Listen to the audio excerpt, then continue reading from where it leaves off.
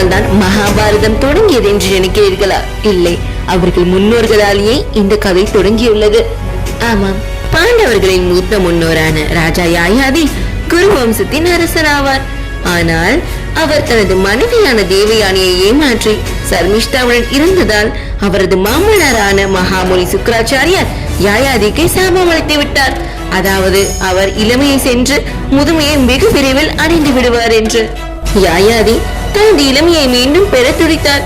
அவர் தனது மகன்களிடம் தன்னுடைய வயதை மாற்றிக்கொள்ளுமாறு கேட்டார். ஆனால் இளைய மகனான புருவே அந்த பொறுப்பை ஏற்றுக்கொண்டார். இளமை வாழ்க்கையை அனுபவித்த யயாதி விரைவில் விருப்பங்கள் முடிவில்லாதவை என்று உணர்ந்தார். அவர் தனது இளமை புருவுக்கே திருப்பி அளித்து புருவை அரசராக நியமித்தார். அதனால் மகாபாரதம் அன்றே முடிவாகியதுதான். லைக் பண்ணுங்க, கமெண்ட் பண்ணுங்க, சப்ஸ்கிரைப் பண்ணுங்க.